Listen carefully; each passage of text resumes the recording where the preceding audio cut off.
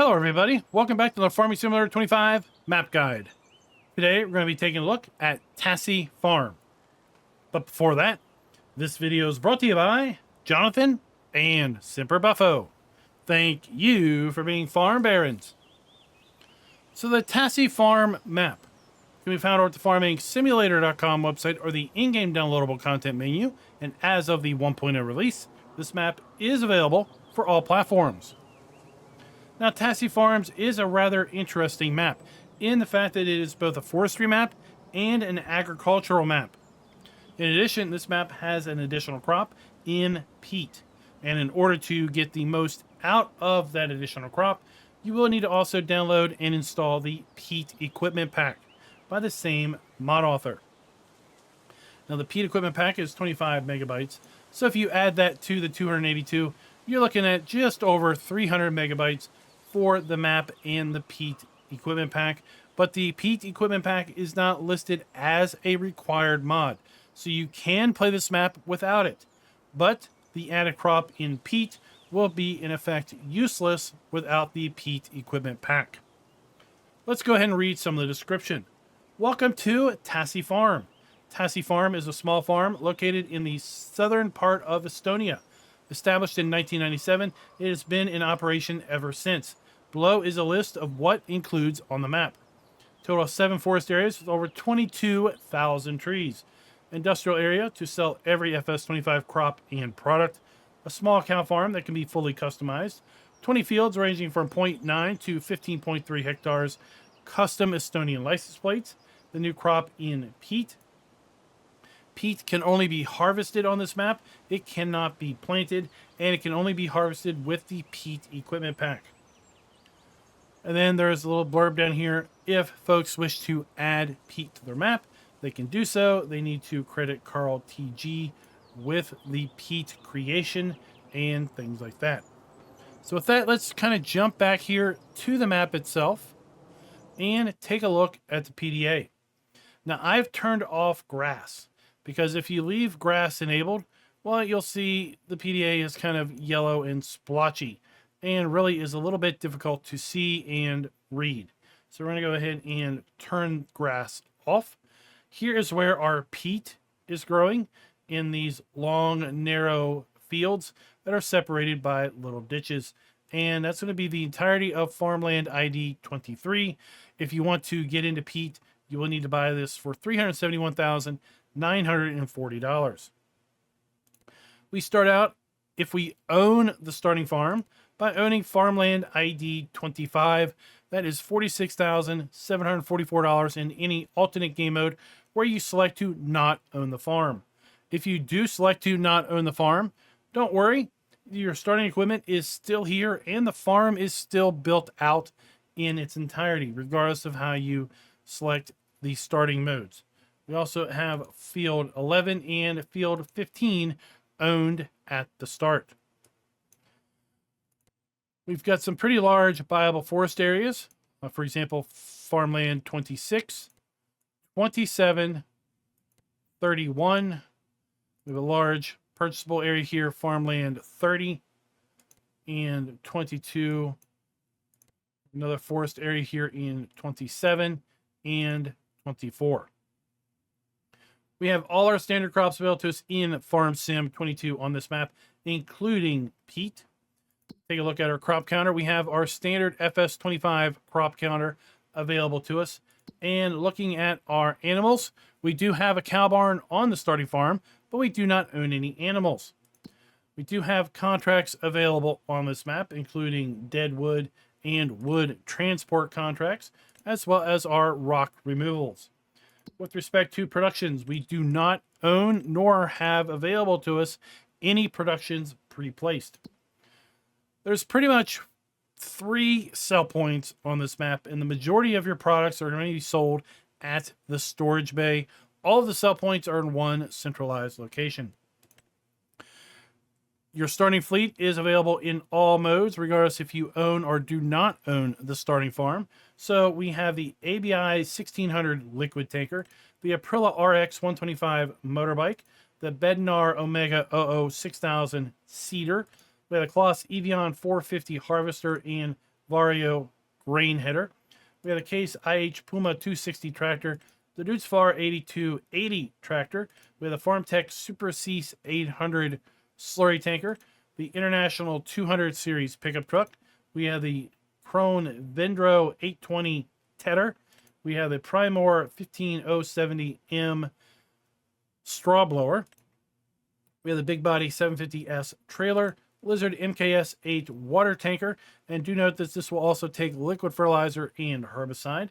We have a bale fork, pallet fork, universal bucket. All of those are for our Manitou telehandler. We have the Nardi N40BX header trailer, the Boss Alpine 251 forage wagon. We have the Steyr 6280 tractor, Samez KDF front mower, and Samez XT390 side trailed mower. We have the Samez Z2 840H windrower. We have a 1750 and 1750 kilogram front weight. We have a TGA 560 cultivator, and then you have Valtra T255 Versu tractor. We do not have any hand tools, and this map also does not list any collectibles. Now, our starting farmhouse is located right here. We can go into our farmhouse, and within the farmhouse, well, we're going to find our sleep trigger and our wardrobe trigger. Everything on this starting farm can be sold, including the deco elements. Overall, this is kind of a overgrown farm. Feels a little bit as if it's been maybe left unattended for a little bit of time, just because of how overgrown and just spread out things are. Just north of the farmhouse, we have our silo. Kind of a rusty setup here with our grain dump and fill point. For anyone that is preferring to have all your stuff neat and tidy and put away, well, I think this starting farm would probably be rather triggering.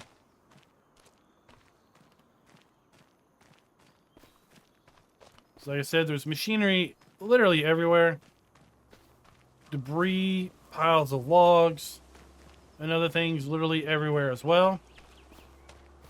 Here we have our cow barn. So we have our milk trigger. Inside we have our trigger for food and straw. We're going to be able to buy 464 cows in this particular barn. And while we don't have a trigger marker here showing this is for our slurry tanker is parked here, which leaves us maybe to imply that this is where we're going to be able to pull slurry out. But I've looked all around this particular shed, and I really haven't seen any obvious indicator as to where our slurry might be. And that is pretty much the starting farm. If I haven't already mentioned it, you can indeed sell everything here on this starting farm, including all of the debris and trash that's around here. So you could clean this place up, clear out the trees, clear out this underbrush, and really have a pretty decent area to build something out yourself. Now, as far as low-end system performance, I would say your mileage may vary, but on my test system, which is using AMD integrated graphics, so pretty much anything with a discrete graphics card would be better than that, I was seeing frames anywhere between 30 and 40s. And if you take into account that we use frame gen doubling on those, then to your eye, we see anywhere between 60 to 80 FPS. So it's still fairly smooth.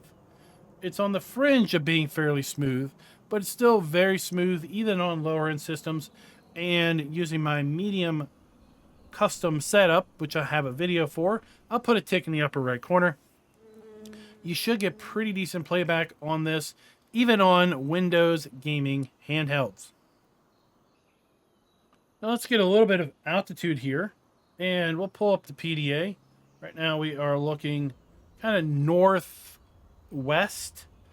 A little bit further to the west, we can see our peat areas. We'll take a look at those here in a little bit, but you can see we've got fields along this road.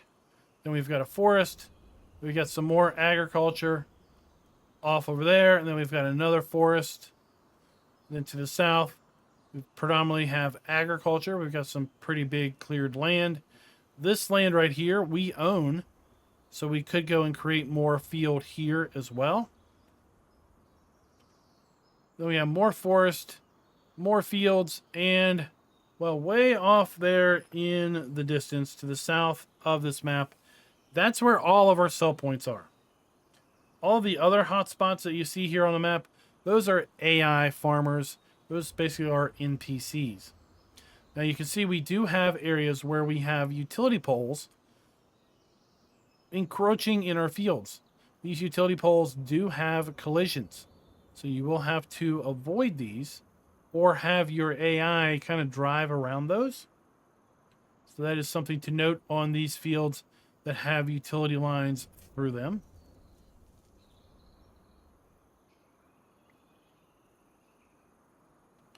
Where we do have forest, it is pretty dense. So you should have fun doing a lot of forestry. But what's really disappointing is that we don't have a production sawmill pre-placed. You will have to put your own down if you wish to do that. And the only areas to do any selling is located directly below. So this is where we have our dealership. So our vehicle dealer is located here.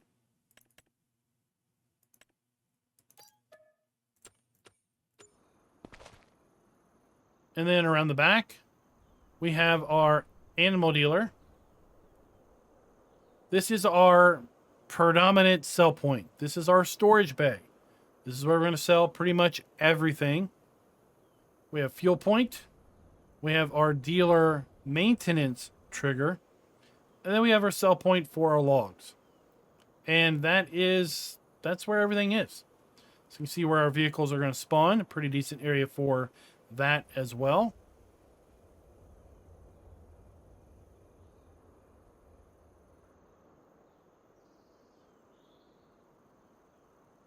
You can buy this area here at 22 and make it into a pretty nice farm or additional kind of industrial zone.